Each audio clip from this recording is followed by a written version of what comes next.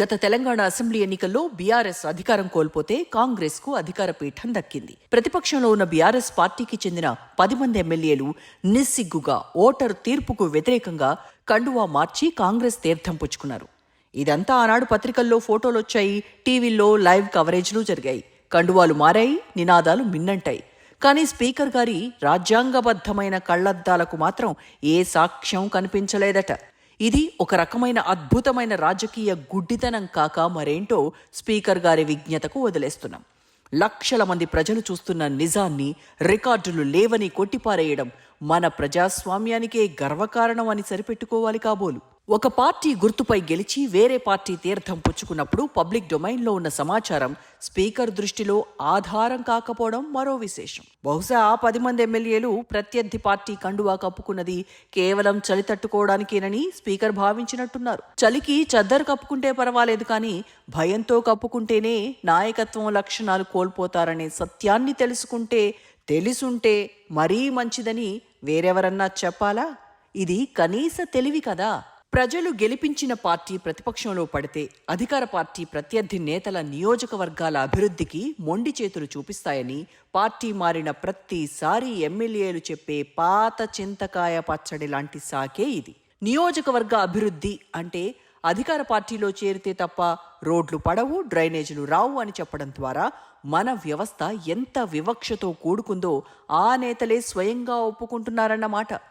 ప్రజలు ఒక సిద్ధాంతాన్ని చూసో ఒక నాయకుడిని చూసో ఓటు వేస్తారు. కానీ గెలిచిన తర్వాత ఆ ఓటును సంతలో సరుకులా మార్చుకోవడం ఓటరు చెంప చెళ్ళుమనిపించడమే. ఇది కేవలం పార్టీ మారడం కాదు, వాళ్లను నమ్మి ఓటేసిన సామాన్యుడి నమ్మకాన్ని నడి రోడ్డుపై వేలం వేయడం.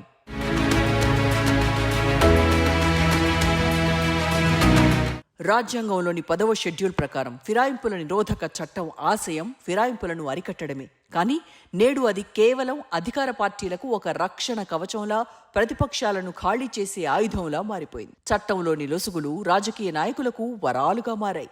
రాజ్యాంగం ప్రకారం స్పీకర్ ఒక అంపైర్ లాంటివాడు. కానీ మన దగ్గర అంపైర్లే బ్యాటింగ్ చేస్తున్న జట్టు తరపున ఫీల్డింగ్ సెట్ చేస్తున్నారు. సరైన ఆధారాలు లేవు అనే సాకుతో పిటిషన్లను కొట్టేయడం వెనక ఉన్న రాజకీయ దురుద్దేశం అందరికీ తెలిసిన బహిరంగ రహస్యమే. కారు సారుకి వ్యతిరేకంగా పన్నిన కుట్రేనని గడ్డం సారుకి తెలీదా? కొత్త కారు రాగానే పాత కారు మార్చినంత తేలిగ్గా ప్రజలు కప్పిన కండువా మార్చేస్తున్నారని నేతలను గెలిపించిన ఓటర్లకు తెలీదా? ఒక పార్టీలో ఒక గుర్తుపై గెలిచి వేరే పార్టీలో చేరిన ఫిరాయింపు నేతలపై వచ్చిన పిటిషన్లు స్పీకర్ ఎంతకాలం గడువులోపు పరిశీలించి నిర్ణయం తీసుకోవాలనే దానిపై రాజ్యాంగపరంగా స్పష్టత లేదు.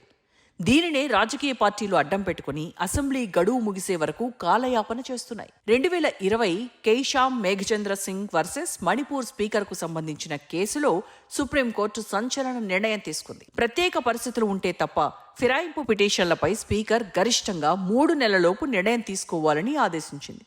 అంతేకాదు, మణిపూర్లో ఒక మంత్రి పదవిలో ఉన్న ఎమ్మెల్యేపై స్పీకర్ సకాలంలో నిర్ణయం తీసుకోకపోవడంతో కోర్టు నేరుగా జోక్యం చేసుకుంది. ఆ మంత్రిని తన పదవి నుంచి తొలగించడమే కాకుండా అసెంబ్లీలోకి ప్రవేశించకుండా కూడా నిషేధించింది. స్పీకర్ తీసుకునే నిర్ణయం తుది నిర్ణయం కాదు. అందులో దురుద్దేశం ఉన్నా, సహజ న్యాయ సూత్రాలకు విరుద్ధంగా ఉన్నా న్యాయస్థానాలు జోక్యం చేసుకోవచ్చని ఈ తీర్పు తేల్చింది.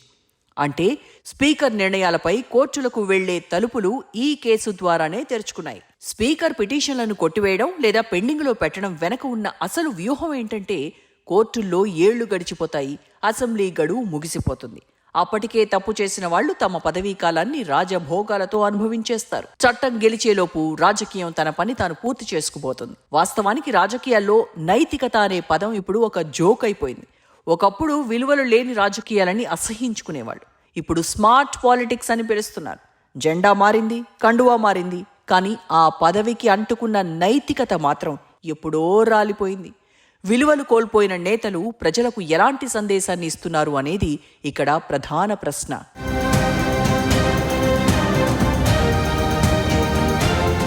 స్పీకర్ నిర్ణయాలపై కోర్టులు జోక్యం చేసుకోవచ్చా అనే చర్చ మళ్లీ మొదలైంది. రాజ్యాంగబద్ధమైన వ్యవస్థలు తమ బాధ్యతను విస్మరించినప్పుడు న్యాయ వ్యవస్థ జోక్యం చేసుకోక తప్పదు.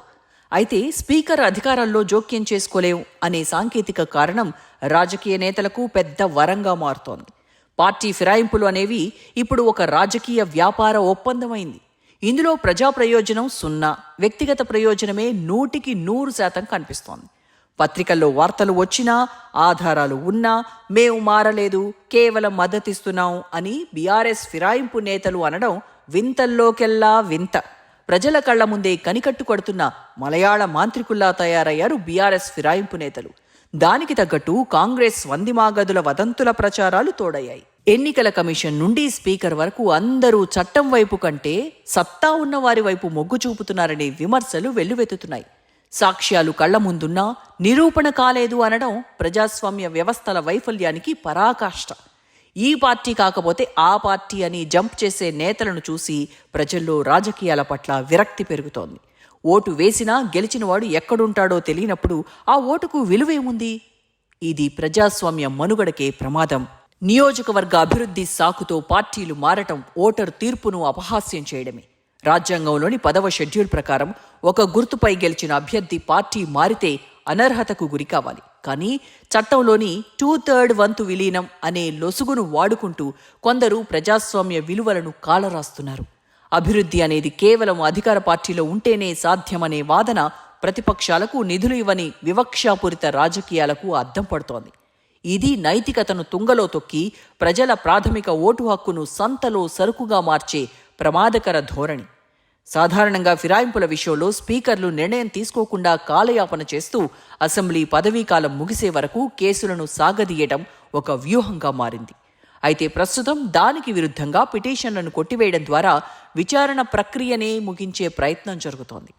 2007 నాటి ఉత్తరప్రదేశ్ రాజేంద్ర సింగ్ రాణా వర్సెస్ స్వామి ప్రసాద్ మౌర్య కేసు భారత రాజ్యాంగ చరిత్రలో, ముఖ్యంగా పార్టీ ఫిరాయింపుల నిరోధక చట్టం 10వ షెడ్యూల్ అమలులో అత్యంత కీలకమైంది సుప్రీం తీర్పు.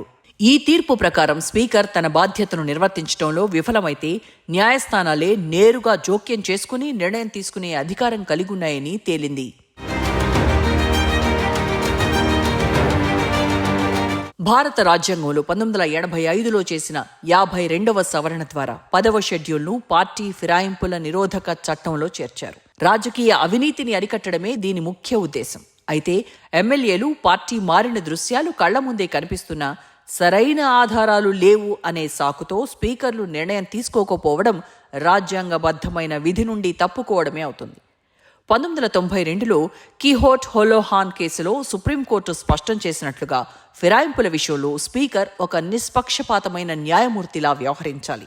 ప్రజాస్వామ్య సూత్రాలను కాపాడటం కోసం 10వ షెడ్యూల్ రాజ్యాంగ బద్ధతను కోర్టు సమర్థించటమే కాకుండా ఒకవేళ స్పీకర్ రాజకీయ ప్రయోజనాల కోసం సాక్ష్యాలను విస్మరిస్తే లేదా విచక్షణాధికారాన్ని దుర్వినియోగం చేస్తే న్యాయస్థానాలు నేరుగా జోక్యం చేసుకుని అడ్డుకట్ట వేస్తాయని తేల్చి చెప్పింది. దేశ రాజకీయ వ్యవస్థలో ప్రధానంగా ఎదురవుతున్న సమస్యల్లో పార్టీ ఫిరాయింపులు ఒకటి. ఇది 1967 తర్వాత దేశవ్యాప్తంగా అనేక రాష్ట్రాల్లో నేతల పార్టీ ఫిరాయింపులు అధికమయ్యాయి. ఈ సమస్య పరిష్కారం దిశగా 1985లో 52వ రాజ్యాంగ సవరణ చట్టం ద్వారా కేంద్ర ప్రభుత్వం పార్టీ ఫిరాయింపుల నిరోధక చట్టాన్ని రాజ్యాంగం 10వ షెడ్యూల్లో చేర్చింది. ఆపై ఈ చట్టంలో ఉన్న లోపాలను సరిచేస్తూ మళ్లీ 2003లో 91వ రాజ్యాంగ సవరణ చట్టం చేసింది.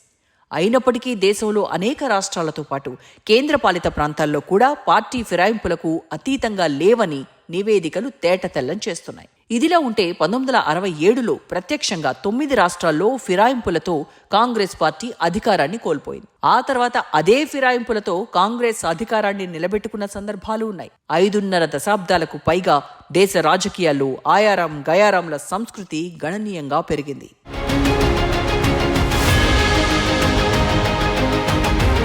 బీఆర్ఎస్ దాఖలు చేసిన పిటిషన్పై ఫిరాయింపు రాజకీయాలకు సుప్రీం ముక్కుతాడు వేస్తుందా లేక మరోసారి గడువులతో కాలయాపన జరుగుతుందా చూడాలి. సుప్రీంకోర్టు ఈసారి కఠినంగా వ్యవహరిస్తుందా లేక స్పీకర్కే పూర్తి విచక్షణాధికారాలు ఇచ్చి వదిలేస్తుందా? న్యాయస్థానం కనుక చట్టసభల గౌరవాన్ని కాపాడాలని భావిస్తే అది ఫిరాయింపు నేతలకు గండం కావచ్చు. లేదంటే ఈ జంపింగ్ జపాంగ్ ఆటలు నిరాటకంగా కొనసాగుతాయి. ఏదేమైనా రాజకీయాల్లో నేతల పార్టీ ఫిరాయింపులపై సుప్రీంకోర్టులో జరగబోయే విచారణ దేశ రాజకీయాల్లోని అత్యంత కీలకం కానుంది. స్పీకర్ ఇచ్చిన తీర్పును కోర్టు లోతుగా పరిశీలించే అవకాశం ఉందా లేక ఆపరేషన్ సక్సెస్ పేషెంట్ డెడ్ అన్నట్టుగా అసెంబ్లీ గడువు ముగిసే వరకు సమయం వృధా కాకుండా అత్యున్నత న్యాయస్థానం తీర్పు ఇస్తుందా లేదా అనేది ఇప్పుడు ఆసక్తికరంగా మారింది. ఒకవేళ సుప్రీంకోర్టు కనుక స్పీకర్ నిర్ణయాన్ని పక్కన పెట్టి అనర్హతపై స్పష్టమైన ఆదేశాలు ఇస్తే అది ఫిరాయింపుల రాజకీయం చేసే నేతలకు సింహస్వప్నంలా మారుతుంది. మొత్తంగా చూస్తే సుప్రీంకోర్టు పార్టీ ఫిరాయింపులపై మరోసారి కఠినంగా వ్యవహరిస్తే ఇది దేశవ్యాప్తంగా ఉన్న ఫిరాయింపు రాజకీయాలకు ఒక హెచ్చరిక అవుతుంది. చట్టాలు ఎన్ని ఉన్నా వాటిని అమలు చేసే వారిలో నిజాయితీ లేనంత కాలం ఫిరాయింపులు ఆపడం అసాధ్యం. మొత్తంగా చూస్తే నాయకుల్లో నైతికత చచ్చినప్పుడు చట్టం కేవలం పుస్తకాల్లోనే మిగిలిపోతుంది. ప్రస్తుతానికి మన ప్రజాస్వామ్యం ఆధారాలు లేని అంధకారంలో కొట్టుమిట్టాడుతోందని స్పష్టమైంది.